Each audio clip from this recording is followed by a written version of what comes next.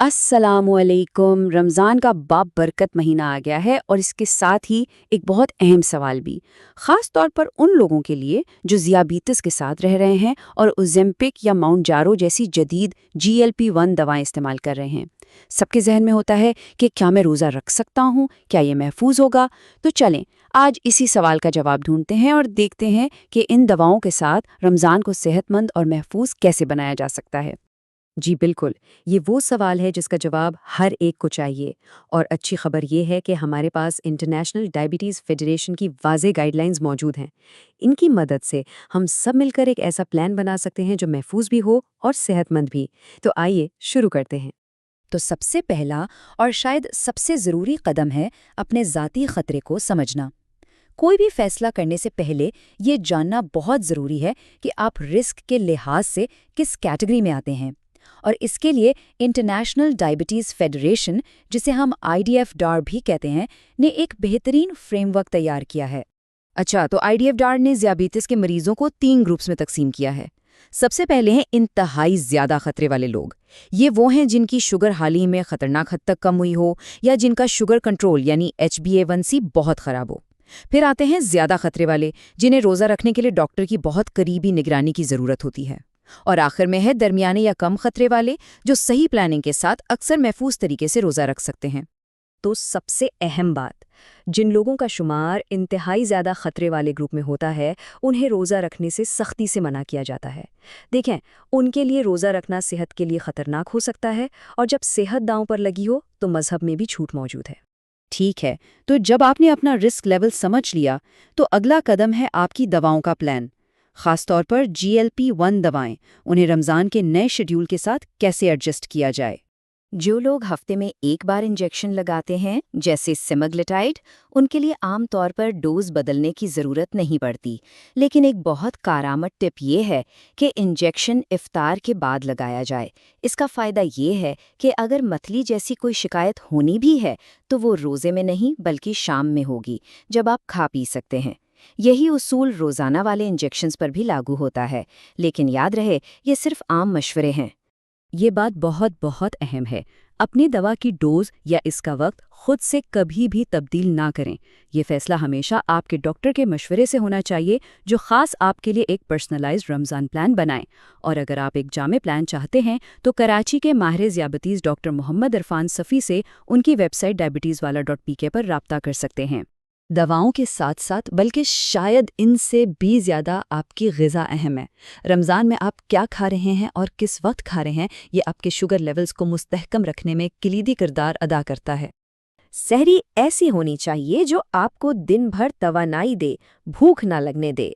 इसका राज है slow burn खाने, जैसे साबुत अनाज, दालें, अंडे, दही और सब्जियां।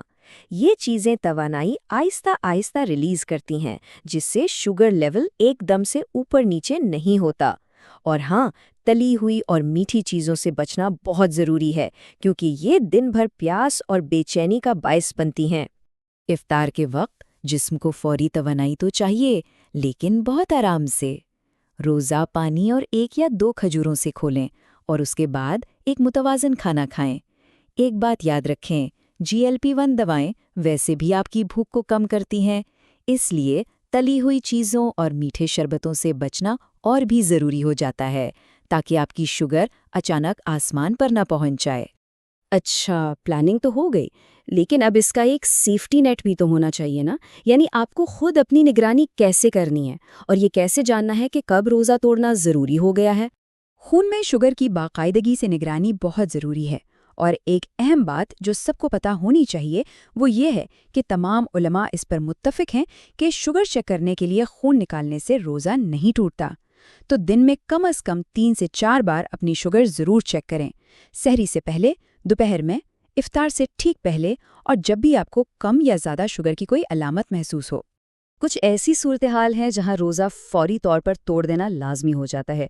अगर आपकी शुगर बहुत कम या बहुत ज़्यादा हो जाए, अगर आपको शदीद चक्कर आने लगें या पानी की शदीद कमी का खतरा हो। याद रखें, ऐसी सूरत हाल के अपनी सेहत को बचाना पहला फ़र्ज़ है और ये इस्लामी तालीमात के ऐन मुताबिक है। तो अभी तक हमने जो कुछ भी सीखा है, आइए इसे 3 आसान اور اہم ستونوں میں خلاصہ کرتے ہیں۔ یہ سمجھیں کہ یہ آپ کا 3 پلر ایکشن پلان ہے۔ یہ IDF ڈیشر کی پوری حکمت عملی کا نچوڑ ہے۔ پہلا ستون، اپنا رسک سمجھیں۔ دوسرا ستون، اپنے لیے ایک ذاتی منصوبہ بنوائیں جس میں دوا اور غذا دونوں شامل ہوں۔ اور تیسرا ستون، خود اپنی نگرانی کریں، یعنی باقاعدگی سے شوگر چیک کریں اور خطرے کے علامات کو پہچانیں۔ ایک اور ضروری بات یہ ہے کہ خاص طور پہ رمضان میں GLP-1 دواؤں کے استعمال پر تحقیق ابھی ہو رہی ہے۔ یہ ایک نیا فیلڈ ہے۔ یہی وجہ ہے کہ ڈاکٹرز اور ماہرین کی دی گئی ہدایات پر عمل کرنا سب سے محفوظ راستہ ہے، کیونکہ یہ ان کے بہترین طبی علم اور تجربہ پر مبنی ہیں۔ اور آخر میں سب سے اہم قدم، کسی ماہر سے مشورہ کریں۔ ہر شخص کا جسم اور اس کی ضرورتیں مختلف ہوتی ہیں، ایک ہی پلان سب کے لیے کام نہیں کر سکتا۔ کراچی کے مشہور ماہر ذیابیطس ڈاکٹر محمد عرفان صفی اس شعبے میں وسیع تجربہ رکھتے ہیں۔ ایک ذاتی اور محفوظ پلان کے لیے آپ ان کی ویب سائٹ diabeteswala.pk پر ان سے رابطہ کر سکتے ہیں۔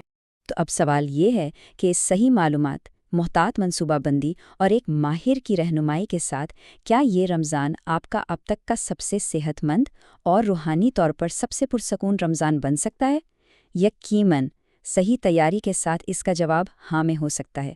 آپ سب کو رمضان مبارک۔